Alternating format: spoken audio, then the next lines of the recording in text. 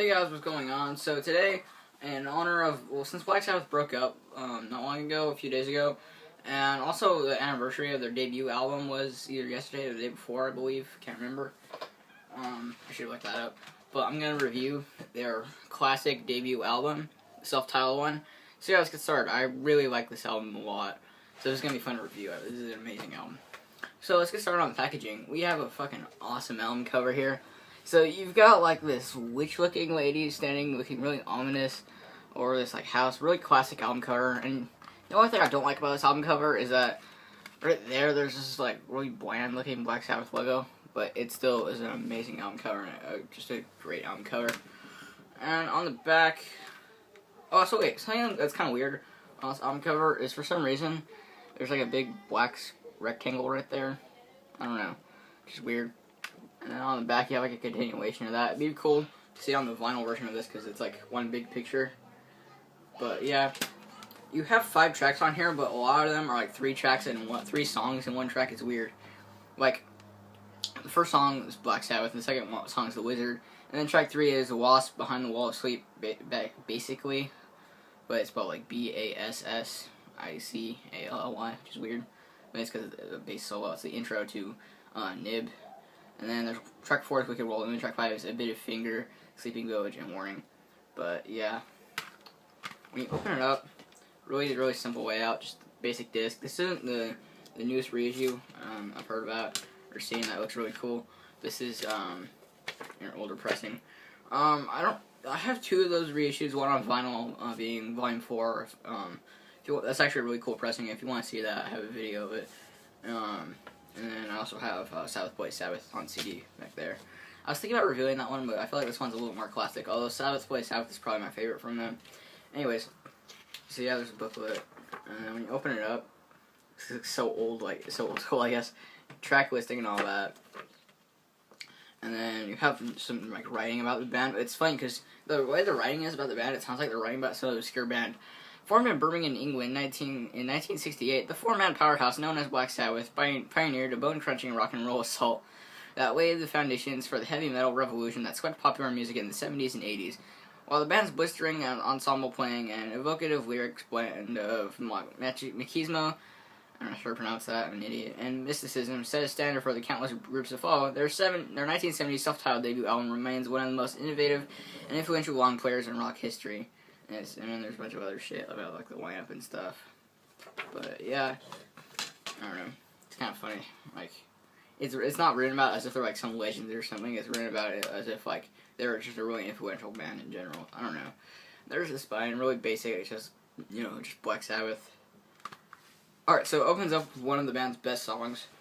Actually, what's weird is that it's kind of an underrated song because most people, the most well-known song, most people who don't listen to Black Sabbath, they hear the name Black Sabbath, they think Paranoid, Iron Man, War Pigs, but really their self-titled song is amazing. Such a simple riff, but really evil sounding with a Devil's Tritone, which is funny because it's like since a lot of people say that a lot of bands are basically a faster or slower version of Black Sabbath. What's funny is that every single Slayer song has that tritone in there, but I don't know, it's used slightly differently, but it's hilarious. But yeah, it's an amazing song, really dark tone.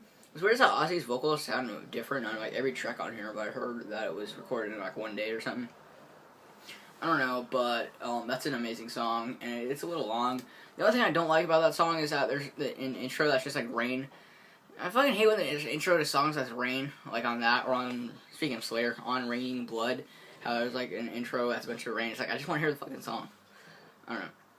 But nonetheless, Black Sabbath is a great song. Then there's The Wizard, which has a harmonica, and the guitar kind of does the rhythm, and it's actually kind of cool. The guitar riff is pretty cool, and the harmonica is alright, and I don't know, the lyrics are kind of whatever. I think he's singing about like a drug dealer or something I've heard.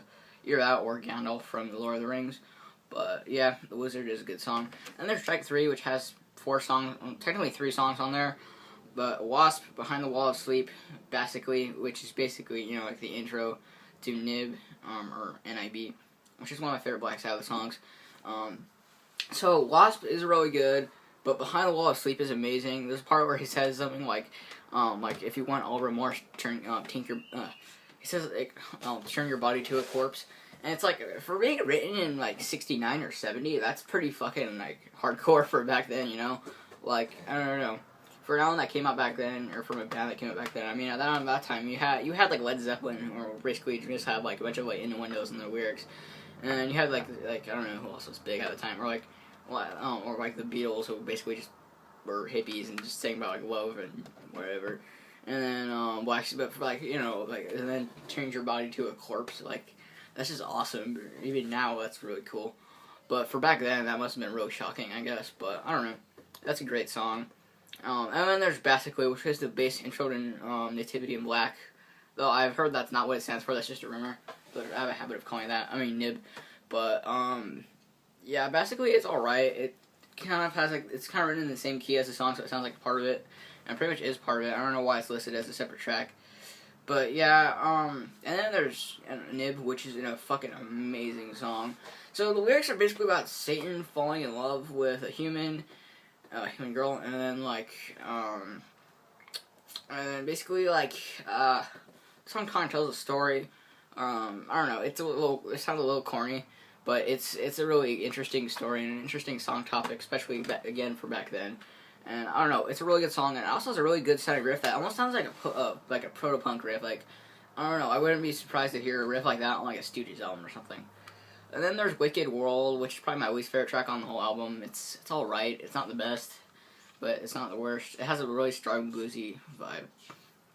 And then A Bit of Finger, kind of a really weird song title. I think it's like an acoustic intro or something. It sounds a little kind of atmospheric, but it's pretty good. Sleeping Village is good, and Warning is also good. Sleeping Village, that's a really cool song title for, I don't know, by today's standards, this is more like hard rock than metal, but I still consider Black Sabbath to be like sludge metal. I mean, this is obviously like classic metal when it came out, but nowadays I really consider them to be like a doom metal / sludge metal band, really. But I don't know. Warning is also really Warning is really bluesy. Just overall, that last part is really, the last half of the album is really bluesy, but I really prefer like the first 3 tracks on here. But overall, this album is a solid 10 out of 10, amazing, and it's basically the album that created metal, and for that, you just can't diss on this album. You know, if you're a metal fan and then you say, oh, that album sucks, I'm sorry, but you're not a metalhead. This is the album that created metal, whether you like Black Sabbath or not. You have to give this respect, you know. But you know, Black Sabbath isn't my favorite band in metal. I don't know, classic metal has never been my favorite. Or just heavy metal. It's not really my favorite subgenre of metal. I'd say being more into faster stuff like thrash or whatever, or some death metal. But I can't help but just love this album. This is amazing, and I recommend to anyone, no matter what kind of music you like. This album is just groundbreaking, and it's one of the most important albums in musical history. And I don't know, I can't thank it enough. Great album, and I love it. I actually got this for really cheap. I got it for like $7. Like Chaos Records a long time ago, but amazing album. So yeah, definitely recommend that. If you haven't heard that, like, I don't know what to tell you. So yeah, Black Sabbath, self-titled, great album, 10 out of 10. Hope you enjoyed this video. Don't forget to like, comment, and subscribe. And I'll see you guys next time. Bye.